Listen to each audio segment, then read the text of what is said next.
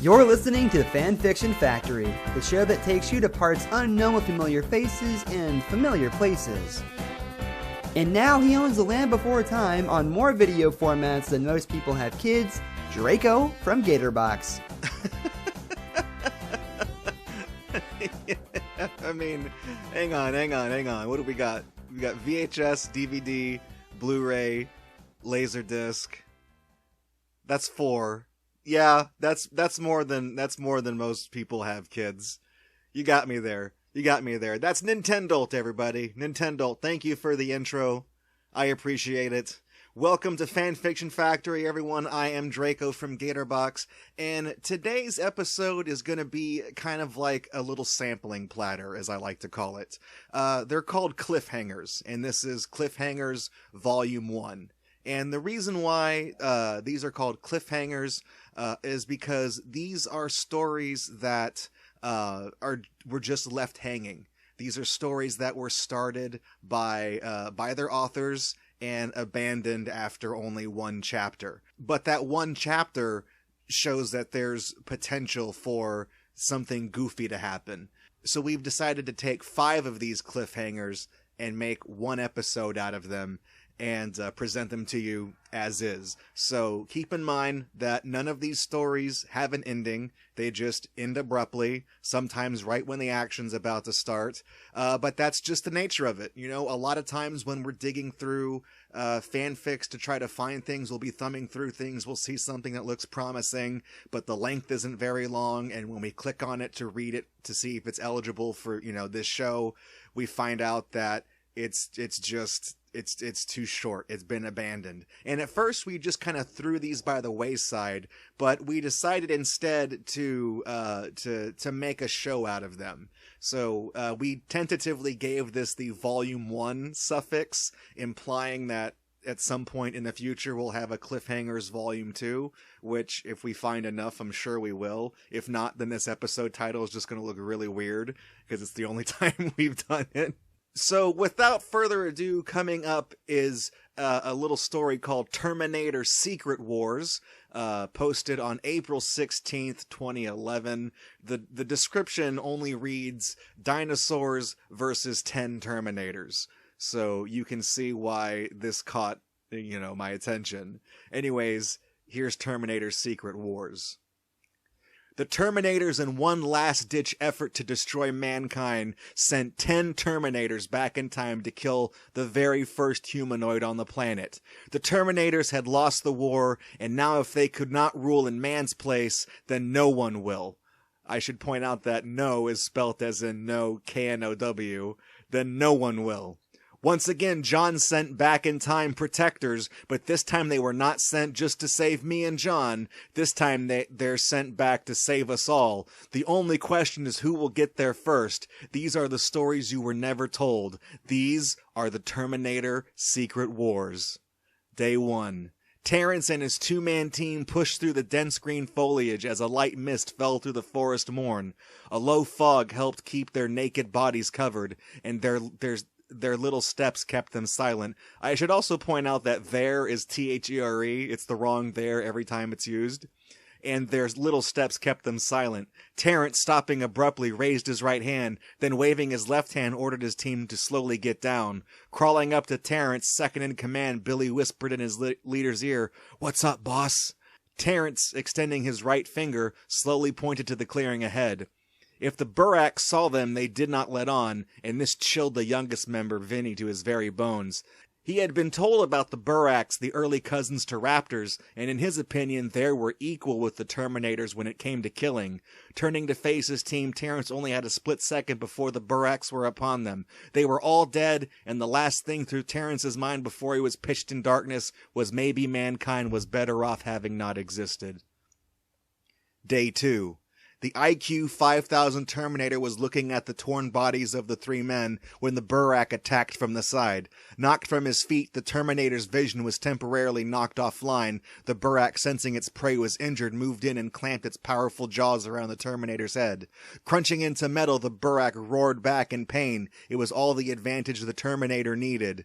Hauling off with his right hand, the IQ 5000 smashed his fist into the side of the Burak's head, sending it crashing into a tree 4 feet away.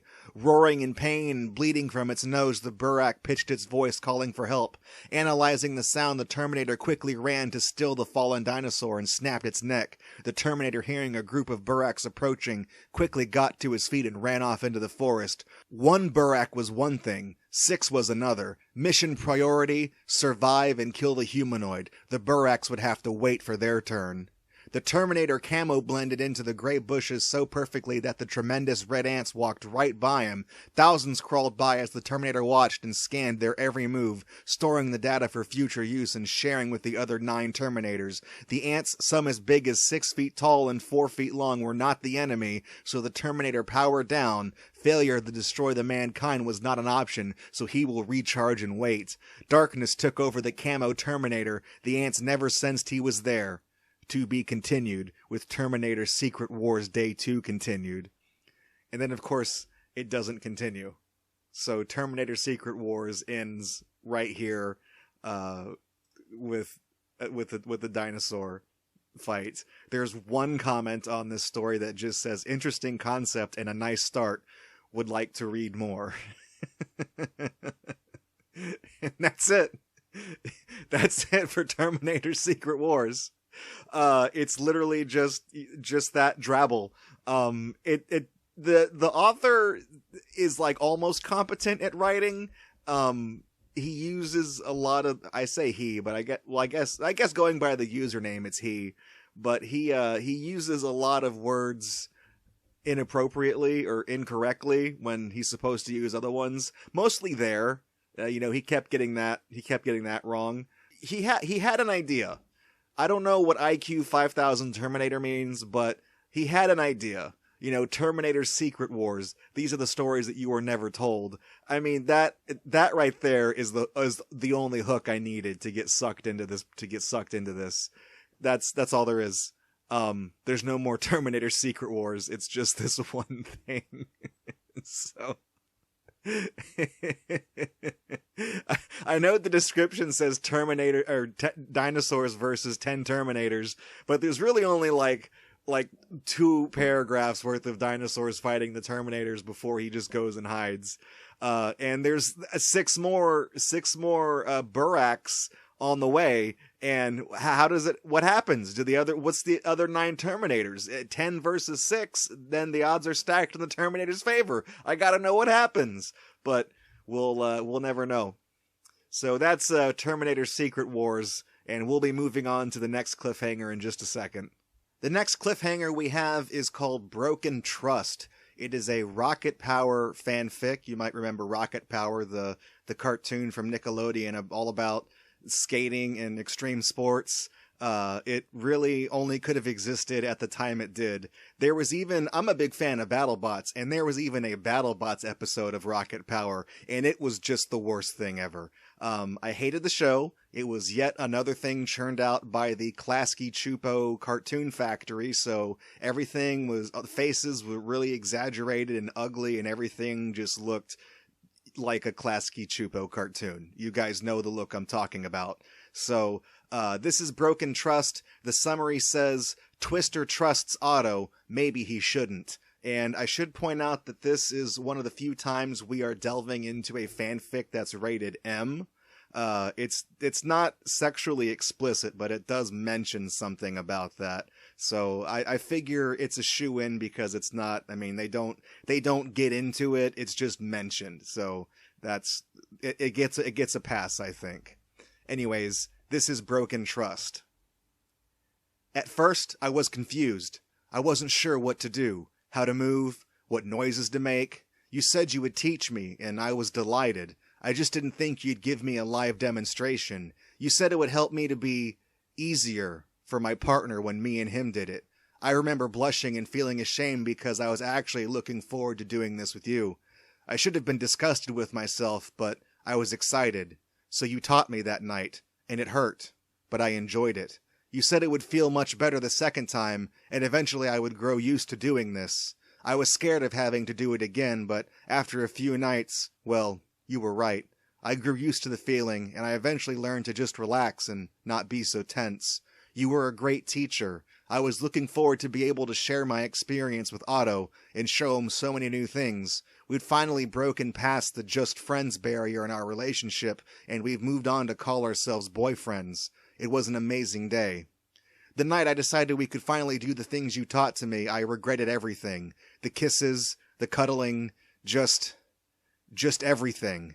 I walked over to Otto's house, backpack full of supplies we could use. I got to his house and Raymundo was looking panicky. He told me he wasn't there, but I knew he was, because he told me he would be. I shoved past anyway when he didn't say I should leave. Him nor Reg tried to stop me from going up into his room. I was wearing my big stupid grin when I walked into Otto's room, and I should have just left when Ray told me he wasn't there. I should have just walked away and believed him. There you were, in all your glory, with Otto. My mind reeled and everything just fell apart that night. I trusted you. I believed you. I let you fuck me.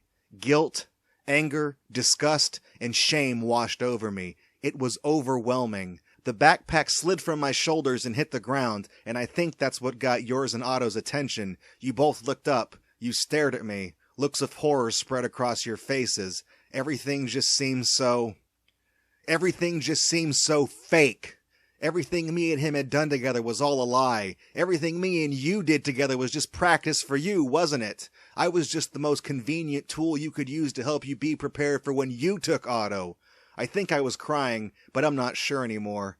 I remember turning to leave and tripping over your goddamn hoodie. I remember getting up just as fast, and when I ran from that house, I didn't think I'd ever run so fast in my entire life.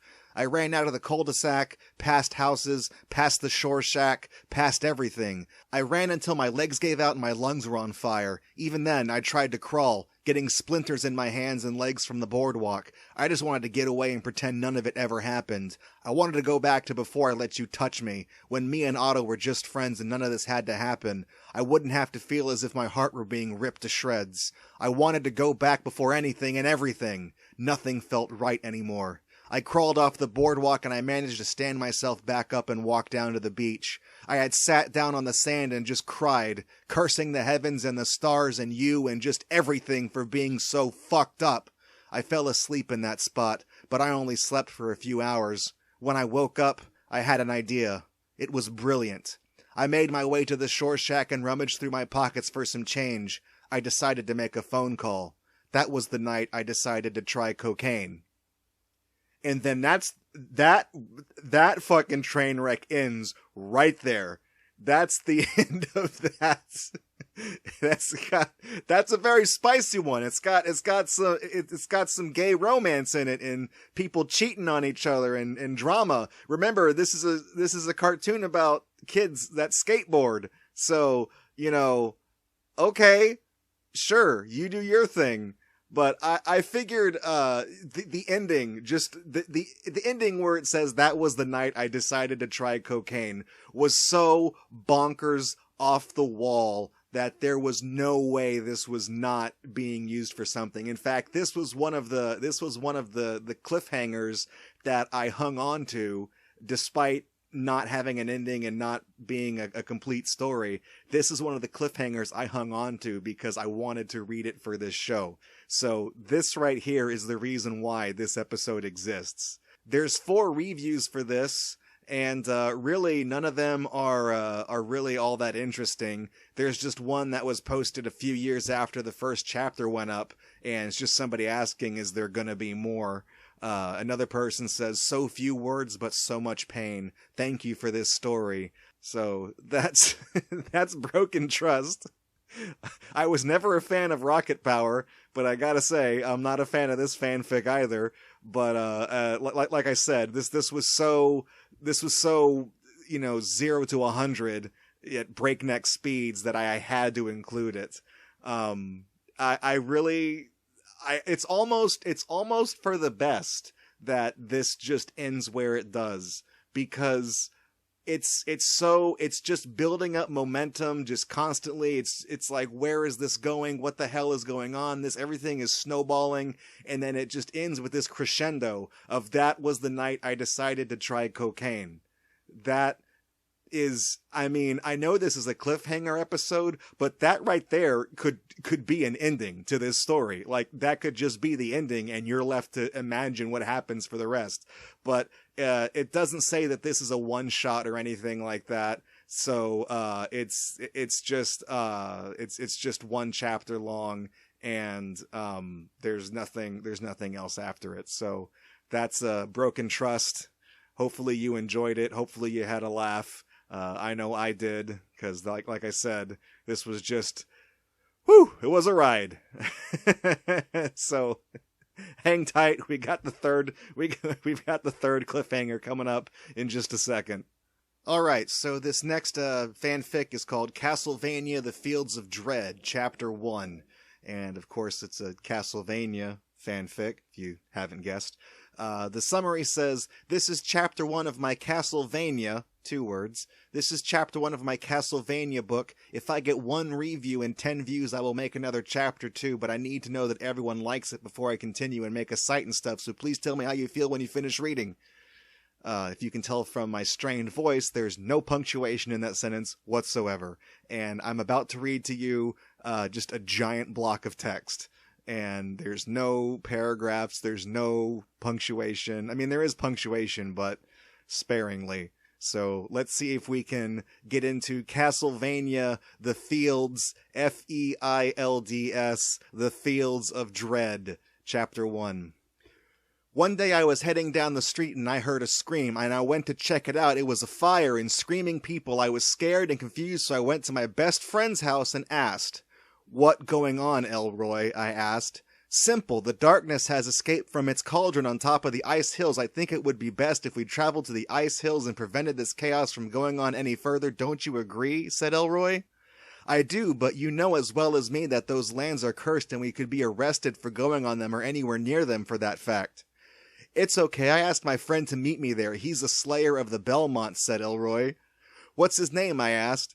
"He's Joe, the new member recently born 16 years ago, still training but is ready for this simple task of taking on a few monsters from the castle. Take this sword. I kinda owe it to you too for breaking the last one you owned. Remember your cutlass that you got at the shipyard from our last encounter with the Sigma 6? The evil group of... I failed there. The evil group of 6 different creatures with unique abilities. Remember yet?" asked Elroy. "I suppose," I said, thinking to myself. Good, no, this is not spelled correctly. "Good, no, let's get a move on before the sun goes down and we get stuck in darkness with an army of bloodthirst monsters." So we headed down the road to the town gate and exited and met up with Joe Belmont. "Hello, Joe," said Elroy. "Hi to the both of you guys, as well as you are sure you are wanting to go through with this plan of yours, Elroy?" "Yes, I am very sure, because what if they leak into our town and kill everyone? I mean, that would be bad, right?" said Elroy. And, that's the end of Chapter 1 of Castlevania: The Fields of Dread. There's a lot to unpack there. It's not very long, but there's a lot to unpack there. Namely the fact that this is all just compressed into one block of text. There's no quotation marks. There's very little punctuation. I made it through every sentence except for one, where they talked about the Sigma 6, the evil group of 6 different creatures. I didn't even realize that was spelled wrong. 6 different creatures with unique abilities. The Sigma 6. I don't know if that's a Castlevania thing. I gotta be honest, I'm kind of a Castlevania noob. I've played the NES games, and I've played Symphony of the Night. But, like, the Game Boy Advance games and Castlevania 64 and everything that's come out for the PlayStation 2 onward, I haven't played. I'm not a big Castlevania fan. I think it was Rondo of Blood for the Xbox 360, where it's really way zoomed out and there's supposed to be multiple players on each stage. I did get that game, and I remember liking it, but only when there were other people playing it. That's the extent of my Castlevania knowledge. I know that in Castlevania 2, you have to go down and duck for 2 minutes or whatever so that the tornado comes and picks you up, and it's bullshit. What a horrible night to have a curse. So this, it appears this is a story of monsters coming from an evil castle in the Ice Hills, and you're not allowed to go to the ice hills because you'll get arrested for trespassing. But there's another Belmont called Joe. That's his name, is Joe Belmont. I mean, this is like, I know about like Richter Belmont and like the rest of the Belmont family, and then you just have this guy that's just named Joe. What is he, the replacement from Blue's Clues? Come on. So you got Joe Belmont, and then all of a sudden, what was it? Elroy gives him a sword, or Elroy's friend gives him a sword because he broke the last one fighting the Sigma Six. He broke his cutlass. So like, these are guys that have fought monsters before. They've fought the darkness, and there's a lot that's hinted at because the writing is so poor that it doesn't explain anything. It's the first chapter, and it's just hitting you with stuff that it just assumes, the author just assumes that you know what they're talking about. And I have to say, I do not know what he is talking about. I do not understand the words that are coming out of his mouth. It's a train wreck. There's a few reviews. We can check them out. One of them just says complete garbage. And, that's really the summary. That's it. The verdict is in. So that was Castlevania, The Fields of Dread. I read it. It took like 2.5 minutes to read. I've talked about it for longer than it took to read the damn story.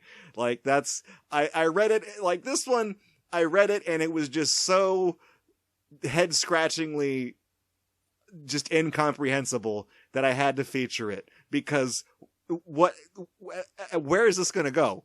You got to imagine, where is this going to go? In the Fields of Dread, right? Like, he got a new sword. Is he going to use it? What monsters are they going to fight? Are they going to go in the castle? Are they going to get arrested for going to the ice fields? Nobody knows. Like, there's all these things that are set up, and then none of it is going to be delivered on ever, because I don't think I mentioned when this story was posted. I did a bad introduction of that. This was published on March 7th, 2008. It's been 14 years. We're never going to know. That's it. Castlevania: The Fields of Dread ended. It's over. It's a cliffhanger. So, we'll just have to leave it at that and leave the rest up to your imagination. Maybe you could write the next chapter of this fanfic if you're listening right now. And if this sounds like something that's right up your alley, get cracking. Figure out what Elroy and Joe Belmont get up to.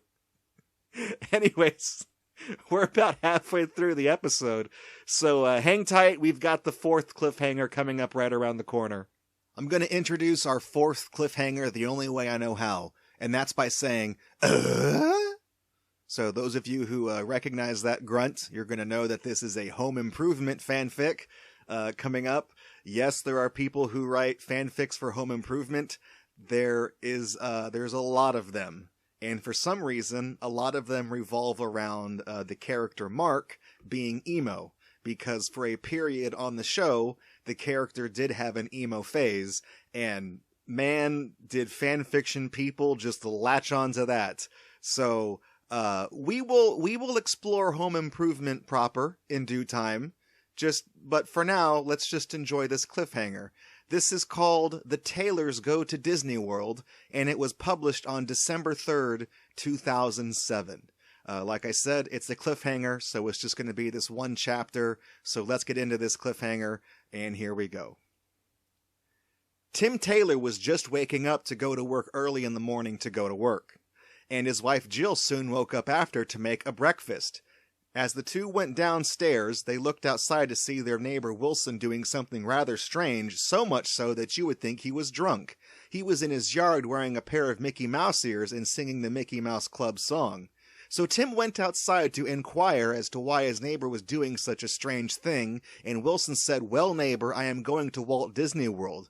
"Oh, that's great," Tim responded. "When you leaving?" "Well, 7 a.m. sharply, good neighbor," Wilson replied. "Oh, okay, how long you going to be gone for?" Wilson answered. "Tim, I will be gone for about a week and a half." "That long, huh? Well, then who am I going to bring my problems to? Only other people are Jill and Al, and I most certainly can't talk to either of them about relationships." Wilson looked down and gave the usual response of, neighbor. That is a predicament, neighbor. Yeah, Wilson, I don't know what to do. Tim said it's really not going to be easy without you. Wilson then told Tim he should try and solve his problems by thinking about them. Tim then stated, Wilson, you know I am no good at doing that. Wilson then inquired as to what exactly he was no good at doing. Tim then gave a huff and said, I am no good and thinking. Well, neighbor Wilson, maybe you should give it a try. Well, look at the time. Wilson said, Tim, I must be going now at 7 a.m. and I am running late. Wilson then walked off, whistling the Mickey Mouse Club song. Bye, Wilson, Tim shouted. As Tim walked back inside, Jill was standing at the counter, and Jill asked Tim what was Wilson up to. So Tim told her the entire story as to how Wilson was going to Disney World for a week and a half. After hearing that Wilson was doing, she gave one of her happy sighs and said, I would love to do that sometime. It would be a great family vacation. But there's just no way we could afford it. Tim then said, I know, you could drop out of school. The money we save on tuition would pay for a trip. Are you crazy? She angrily said. I am not going to drop out just so we can go on a trip. That is like me asking you to sell your tools to pay for it.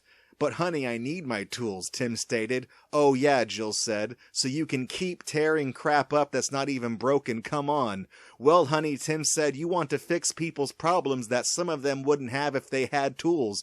Oh ha, Jill laughed, and why wouldn't they have problems if they had tools? Tim then replied, well, I don't know. Tools make me happy, so whatever, ha ha ha. Jill then stated, well, whatever, this is a stupid fight to be having, Tim. Let's just stop, and you need to get to work, by the way. Tim then said, yeah, you're right, all right, I got to go. Tim kissed his wife and then walked out the door. Jill then went over to the sink to begin to wash dishes, and then the boys came into the kitchen, and Jill said, oh, boys, I need you to go to the store for me after school. But, Mom, all three complained. Then Brad said, remember what happened last time you sent us to the store? Yes, I know, Jill said, you brought home dented cans. But I thought you would be smarter now that you're older, Randy, and then said, no, we're not stupid. Jill then stated, now, I don't know you don't want to, but I really want you to do this for me.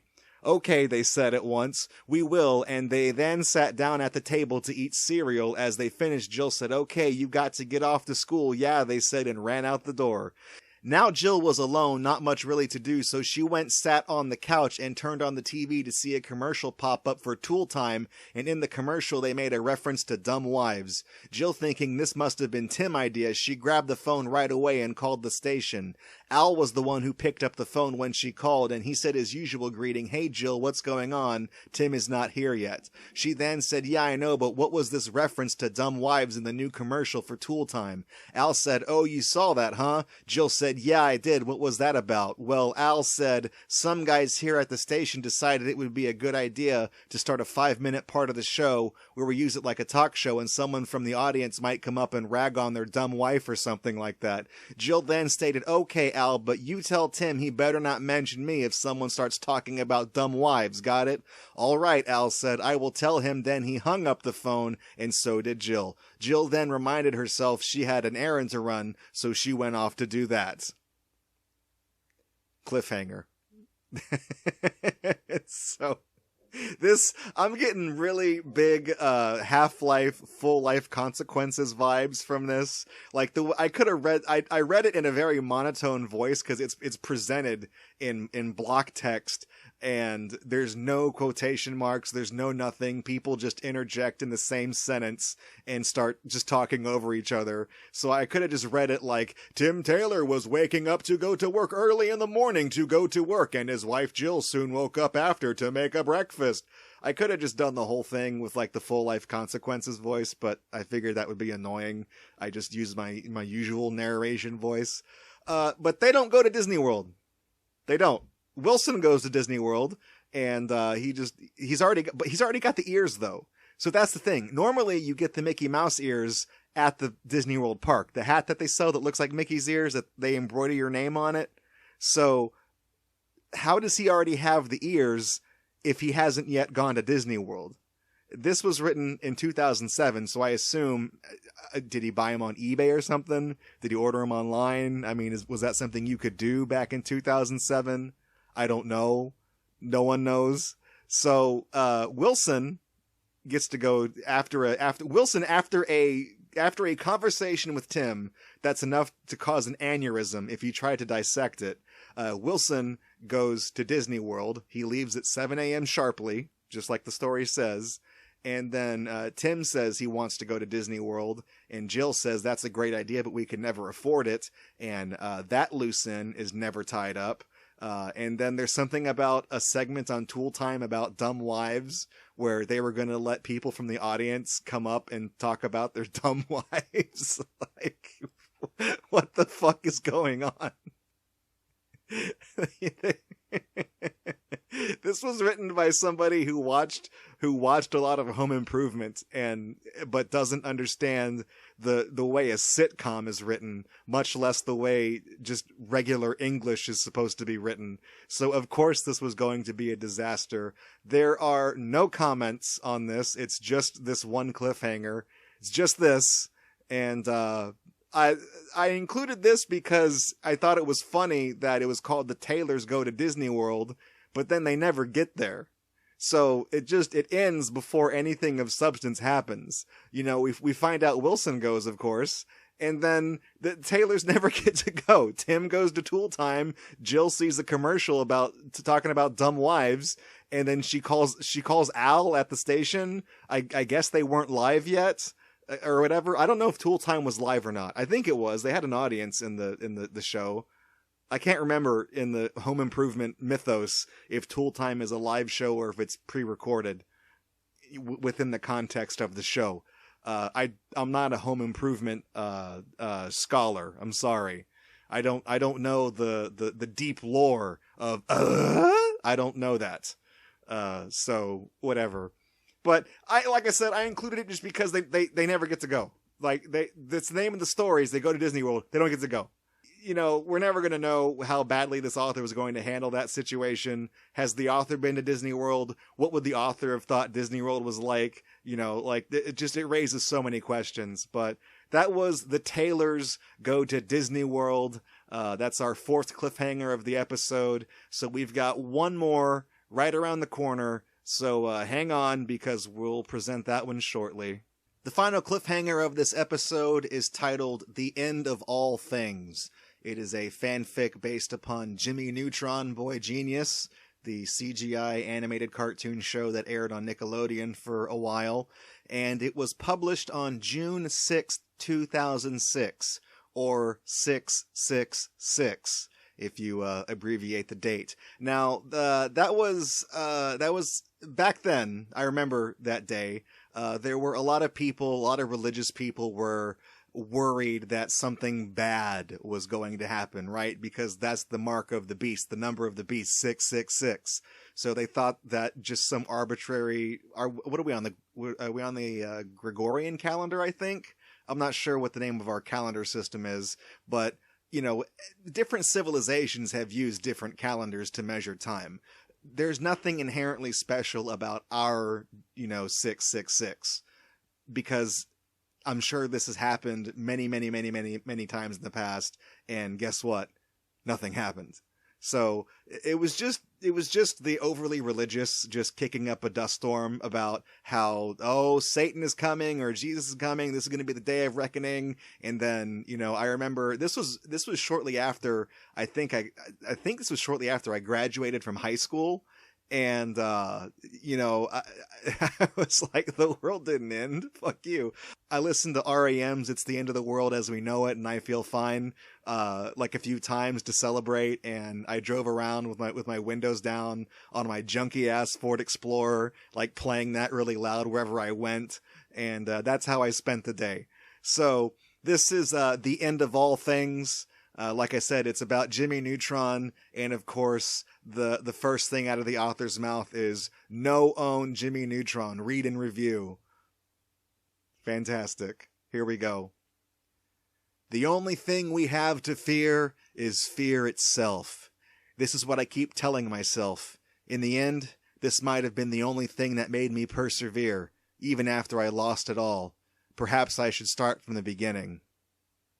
In conclusion, the apocalypse will happen on the 6606, the day the devil was born on, said Jimmy. Yeah, right. I suppose you're telling us the apocalypse will happen today, June 6, 2006. I highly doubt it. I believe you and the religion you follow are both insane, said an arrogant and ignorant Cindy. Don't believe me then. I'm just warning you about your eventual fate. It's not up to me to take heed of the warning. It's up to you, said Jimmy. At that very moment, the school's fire alarm goes off. Everybody evacuates the building in an orderly manner. The students look around to see where the fire is, while the teachers make sure that all the students are present. Nobody is missing. The fire apparently is coming from the science lab. The students watch as the fire starts to slowly consume the entire school. The fire department comes a little too late, as the entire school has been burned down to ashes. Luckily, no one was hurt. Jimmy gives Cindy the "I'm right" look. Cindy simply walks away. In fact, everyone starts to walk away as the school is canceled for obvious reasons. Yeah, no shit. Jimmy decides to walk home alone. As he is walking, Jimmy sees smoke. The smoke is coming from his block. Jimmy runs to his block only to see his house is on fire. The fire department again arrives a little too late as Jimmy's house is burned to a crisp. His parents and Goddard were safely watching their house be burned to ashes. Jimmy runs up to them. "What happened to our house? Whatever happened, I'm glad you're safe," said Jimmy as he hugs his parents and Goddard. "We're glad you're safe also. As for what happened, I was cooking some cookies when the stove caught on fire. Your father and I ran outside immediately and called the fire department from Cindy's house. We've been here ever since," said Jimmy's mother. At that moment, the fire chief called the Neutron residents over to the house, what was left of it, that is.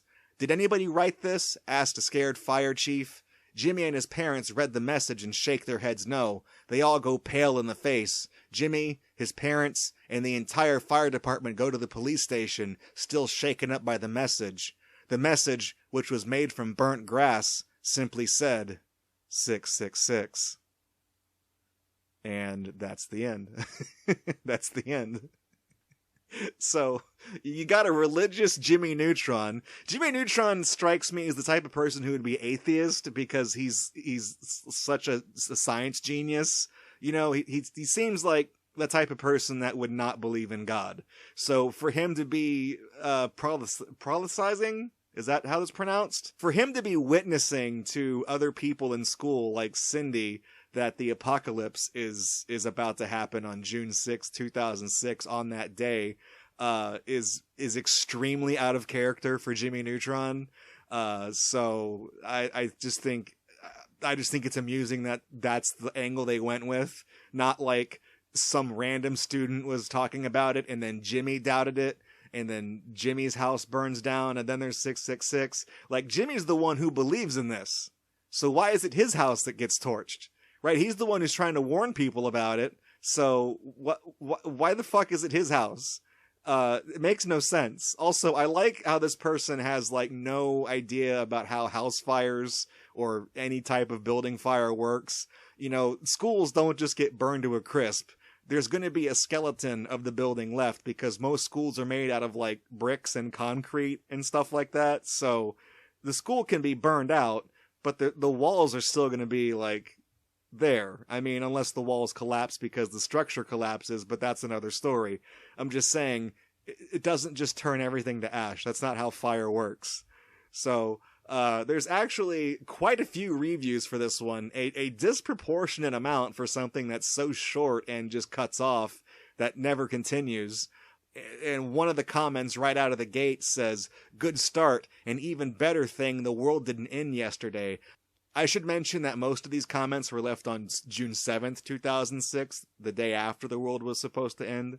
So yeah, good start, even better thing the world didn't end yesterday. Here's someone that just says, "Oh, great job, but I don't think Jimmy is the one who is religious because he believes things that he doesn't think God exists. Anyway, great job. Hey, I'm doing a research on devils and demons, and I'm just asking if you know anything about them. Anyway, great job. Please update more chapters." And then here's a person who can't read the room. I guess they're trying to offer some type of constructive criticism to the author, but they just say, "Well, here's the positive note. It's not a terrible first chapter. It's actually fairly okay, but there are certain inequities. First, the story seems bland. The characters all exhibit flat personalities and make statements that echo their personalities. Cindy would never say, 'Yeah.' Her intellect is above that. The story seems thrown together and perhaps lacking the element of, ahem, taking your time. Another thing, said Jimmy as he hugs his parents and Goddard. Then in a later paragraph, the fire chief called the Neutron residence. The story has to remain in either past tense or present tense. Your verbs are both transitive and in separate tenses. This story could definitely use cleanup. Also, it might be a stretch to write a story about the so-called apocalypse since nothing did in fact happen yesterday. You think this author knows anything about transitive verbs in verb tense? Who the fuck are you, English teacher? Like, it's a shitty Jimmy Neutron fanfic. It's an incomplete one at that. They never went back to write about it. They never finished it. Again, this is one of those ones that you could argue is not a cliffhanger. Like, it's just a one shot that just ends abruptly with the sudden spook where it says, oh, and the burnt grass said 666, bye. Kind of like how the rocket power one was like, that's the night I tried cocaine, and then it just ends. You could argue that that's the ending of the story, but it's not really presented in such a way that this is supposed to be just one chapter long. You know, this is called the end of all things. So naturally, you'd be inclined to believe that there's supposed to be more to this story. There's supposed to be more that happens after, you know, the two buildings burn down and then it says 666 in the grass. And then, you know, it's supposed to keep ramping up in intensity until the devil shows up or something and Jimmy Neutron has to invent some shit out of bubblegum and duct tape to send him back to hell. Or whatever, you know, like it's not presented that this is the only chapter, but I could see an argument for saying, oh, it's supposed to end on a cliffhanger, Draco, because that's just what, you know, the author wants you to think. But we're not here to have that argument. We're just here because it's a cliffhanger one way or another. And for that reason, that's why it's in this episode. So that's our final cliffhanger of the episode, the end of all things. I want to thank you for listening to Fanfiction Factory, the podcast. I really appreciate it. And if you would like to give feedback on this show, I know you can't leave a comment on Spotify, but you can search us up on YouTube as well, and I know that you can leave comments there. So if you like it, if you hate it, if there's something we can improve on, if there's ideas or suggestions you have, we would love to hear them. So please get in touch with us on our YouTube page. Anyways, stick around because the next episode of Fanfiction Factory is on the horizon. It's coming your way in 2 weeks. So, or maybe not. Maybe if you're listening to these, if you're binge listening to these, it's already posted. I don't know. I'm not a Time Lord. I couldn't tell you these things. All I can say is that I'm Draco from Gatorbox, signing off. Fanfiction Factory is a production of Gator Company. To support the podcast, please visit patreon.com/Gatorbox to make a pledge today. Thank you for listening, and we'll see you in the next journey.